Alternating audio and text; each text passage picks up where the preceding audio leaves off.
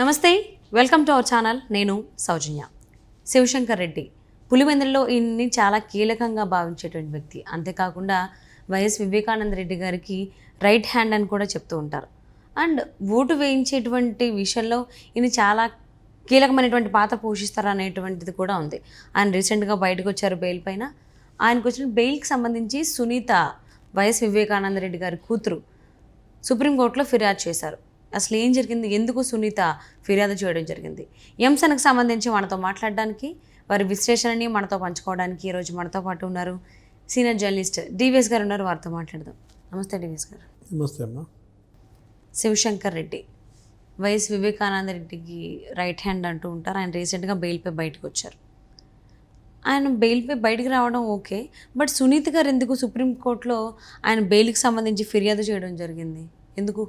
వివేకానంద రెడ్డి హత్య కేసులో వీళ్ళందరినీ ప్రభావితం చేసిన వాళ్ళల్లో దేవిరెడ్డి శివశంకర్ రెడ్డి పాత్ర వివాదాస్పదమైంది. ఎందుకంటే దేవిరెడ్డి శివశంకర్ రెడ్డి అవినాష్ రెడ్డికి రైట్ హ్యాండ్, నువ్వు చెప్పినట్టే. అంతేకాదు, ఆయన అధికార పార్టీ వైఎస్ఆర్ కాంగ్రెస్లో ఆయన రాష్ట్ర పార్టీకి ఏదో జాయింట్ సెక్రటరీగా కూడా ఉన్నారు. ఆయన వివేకానంద రెడ్డికి క్లోజు, జగన్మోహన్ రెడ్డికి క్లోజు, మొత్తం ఆ కుటుంబానికి ఒక పెద్ద అనుచరుడు. అక్కడ పులివెందుల్లో ఇంటింట్లోనూ అతని ప్రభావం ఉంటుందని, ప్రతి ఒక్కళ్ళని కూడా పేరు పేరున పలకరిస్తాడని, ఆయనంటే కనెక్ట్ కానాళ్ళు ఉండరు. భయం కావచ్చు, భక్తి కావచ్చు, భయం వల్ల వచ్చిన భక్తితో గౌరవం కావచ్చు, మొత్తానికి దేవిరెడ్డి శివశంకర్ రెడ్డి పులివెందుల రాజకీయంలో కింగ్ పిన్. ఇది వాస్తవం. ఫ్యాక్షన్లో కింగ్ పిన్, ల్యాండ్ సెటిల్మెంట్స్లో కింగ్ పిన్, ఏంటి అన్నిటిలో కూడా అటు రాజకీయంగా చక్రం తిప్పటం, ఈ లావాదేవీల్లో చక్రం తిప్పటం మనం చూసాం. ఇప్పుడు దస్తగిరి కన్ఫెషన్ స్టేట్మెంట్ ఒకటి ఇచ్చాడు. వివేకానంద రెడ్డి హత్య చేసినటువంటి నలుగురు ఎవరు పాత్రధారులు ఉన్నారో, ఆ గొడ్డలు తెచ్చినాడు, ఆ నరికినాడు, ఆ సీన్ క్రియేట్ చేసిన వాడు, వీళ్ళ నలుగురిలో దస్తగిరి ఏం చేశాడు, అప్రూవర్గా మారాడు. అప్రూవర్గా మారి కన్ఫెషన్ స్టేట్మెంట్ ఇచ్చిన దాంట్లో సిబిఐ ఆ తర్వాత అతను బెయిల్ పైన కూడా రిలీజ్ అయ్యాడు. ఎందుకంటే అతను విచారణకు సహకరిస్తున్నాడు, చెప్పాడు వివరాలు, ఎలా జరిగింది హత్య, ఎవరు చేశారు హత్య, ఎవరు చేయించారు హత్య, మొత్తం అతను ఇచ్చేశాడు. ఎవరు? దస్తగిరి. దానిలో దేవిరెడ్డి శివశంకర్ రెడ్డి రోల్ అక్కడ పూర్తిగా ఉంది. ఎలా?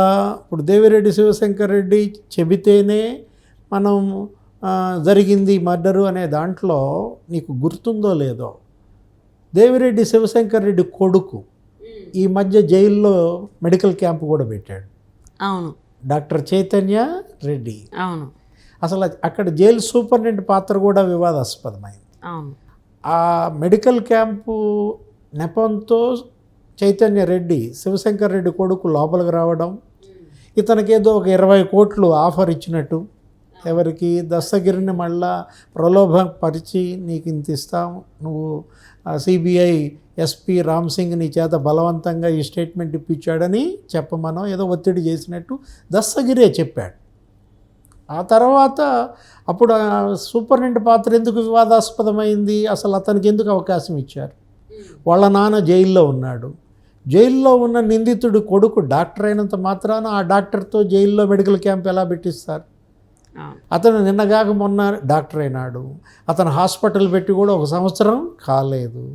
జనరల్గా నిందితులకు నువ్వు మెడికల్ చెకప్ పెడితే ఎవరన్నా ఒక నిపుణులైన వైద్యులను పిలిపిస్తాం, అనుభవజ్ఞులు, 25-30 ఏళ్ళు అనుభవం ఉన్నటువంటి హాస్పిటల్స్ వదిలేసి ఏడాది క్రితం పెట్టిన హాస్పిటల్ ఆ డాక్టర్ని దట్టు వాళ్ళ నాన్న జైల్లో ఉన్నప్పుడు అతను లోపలికి వదలటం, అతనితో మెడికల్ ట్రీట్మెంట్స్ అనే ఇప్పించటం, వీటన్నిటి దృష్ట్యా సునీత ఏం చేసింది, ఇతని బెయిల్ రద్దు చేయమని ప్లీ వేసిందనమాట. తెలంగాణ హైకోర్టు ఇచ్చింది ఇతనికి బెయిల్. ఇతను బెయిల్ పైన ఇతను విడుదలైనప్పుడు కొన్ని షరతులు కూడా పెట్టింది. ఏంటి? పాస్పోర్ట్ సీజ్ చేయమని చెప్పింది. ఇతను హైదరాబాద్ దాటి వెళ్ళటానికి వీల్లేదు. ఎక్కడ? పులివెందుల ఆ ప్రాంతంలో పర్యటించడానికి కూడా వీలు లేకుండా హైకోర్టు కట్టడి చేసినా కూడా, నీకు తెలుసు నేడు రేపు నీకు వెళ్ళాల్సిన అవసరం ఏంది, ఫోన్ ఉంటే చాలు కదా. అవును. మొత్తం చక్రం అంతా నువ్వు గుప్పెట్లోనే పెట్టుకున్నావు కదా ఫోన్ ద్వారా. అప్పుడు మరి దేవిరెడ్డి శివశంకర్ రెడ్డి పులివెందుల రాజకీయాన్ని ప్రభావితం చేస్తాడు, కడప రాజకీయాన్ని ప్రభావితం చేస్తాడు. కాబట్టి అతను బెయిల్ రద్దు చేయండి. అతను ఈ సాక్ష్యాలని తారుమారు చేసే అవకాశం ఉంది, సాక్షులను ప్రభావితం చేసే అవకాశం పుష్కలంగా ఉంది కాబట్టి అని చెప్పి ఆమె మరి కోర్టుకు వెళ్ళారు. ఇది సుప్రీంకోర్టులో. దానిపైన ఈరోజు వాదనలు కూడా జరిగాయి. కాకపోతే వాయిదా పడింది. ఎప్పటికీ రేపు జూన్కో ఎప్పటికో వాయిదా వేశారు. ఈలోపు పుణ్యకాలం గడిచిపోద్ది. ఎప్పుడు నీకు ఎలక్షన్? మే 13. అంటే ఏంటి, రేపటి ఎన్నిక కడప ప్రతిష్టాత్మకంగా మారుతోంది. సునీత కూడా ఇంటింటికి ప్రచారం చేస్తోంది. షర్మిలే అక్కడ లోక్సభ సభ్యురాలుగా అభ్యర్థిగా బరిలో దిగింది కాంగ్రెస్ పార్టీ తరఫున. అక్కడ పోటీ ఇవాళ అవినాష్ రెడ్డికి షర్మిలకి మధ్య జరుగుతోంది. షర్మిల బస్సు యాత్రలో చేసిన విమర్శలు మనం విన్నాం. ఏంటి, హంతకుడికి ఓటేస్తారా, బాధితులకి ఓటేస్తారా? మా అన్న ఇవాళ హంతకుడికి టికెట్ ఇచ్చాడు, నేను మా బాబాయ్ తరఫున నిలబడ్డాను. మా బాబాయ్ చివరి కోరిక నేను ఎంపీ కావాలనేది. కడప ఎంపీగా షర్మిల గెలవాలి అన్న వివేకానంద రెడ్డి ఆఖరి కోరిక తీర్చాల్సిన బాధ్యత కడప లోక్సభ ఓటర్లపైన ఉంది అంటూ బలంగా వెళ్తోంది. ఎవరు? షర్మిల. సునీత కూడా అదే చెప్తోంది, ఇంటింటికి తిరిగి చెప్తోంది. బాధితులు ఒకవైపు, హంతకులు ఒకవైపు నిలిచినటువంటి ఆ కడప లోక్సభ ఫలితం పైన ఇవాళ దేశవ్యాప్తంగా అందరి దృష్టి ఉంది. ఇప్పుడు అతడు హంతకుడుగా ఇంకా రుజువు కాకపోయినా సిబిఐ ఛార్జ్షీట్లో హంతకుడుగా ఉన్నాడు. ఎవరు? అవినాష్ రెడ్డి A8 నిందితుడిగా ఉన్నాడు. వాళ్ళ నాన్న ఇంకా ఇప్పటికీ జైల్లోనే ఉన్నారు. ఎవరు? భాస్కర్ రెడ్డి. ఇలాంటి పరిస్థితుల్లో మరి కడప ఓటర్లు ప్రభావితమైతే, దేవిరెడ్డి శివశంకర్ రెడ్డి బయట ఉండి రేపటి ఎన్నికల ఫలితాన్ని ప్రభావితం చేస్తే ఇక్కడ 2 కోణాలు. ఒకటి, సాక్షులను ప్రభావితం చేయడం ద్వారా కేసును నీరుగార్చడం.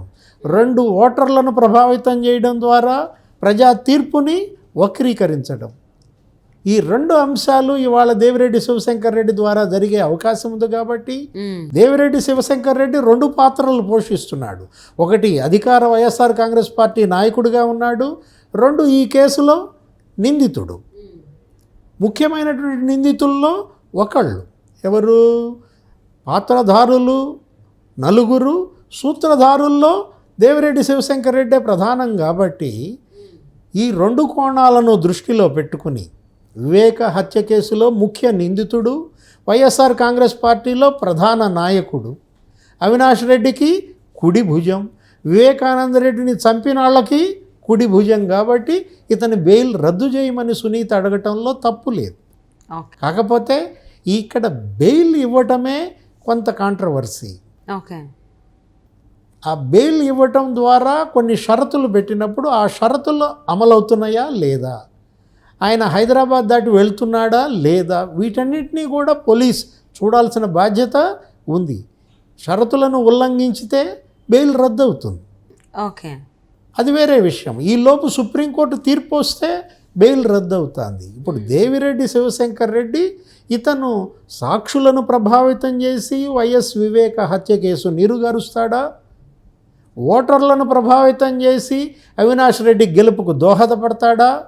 ఈ నేపథ్యంలో ఇతని బెయిల్ రద్దు చేయమనేది ప్రధాన డిమాండ్గా వెళ్తోంది. సో మరి శివశంకర్ రెడ్డి బెయిల్ పైన సునీత కంప్లైంట్ ఇచ్చారు సుప్రీంకోర్టులో. మరి సుప్రీంకోర్టు ఏమి ఇస్తుంది తీర్పు అనేది, ఎవరికి అనుకూలంగా ఇస్తుంది అనేది చూద్దామండి. Thank you so much TVS గారు. నమస్తే.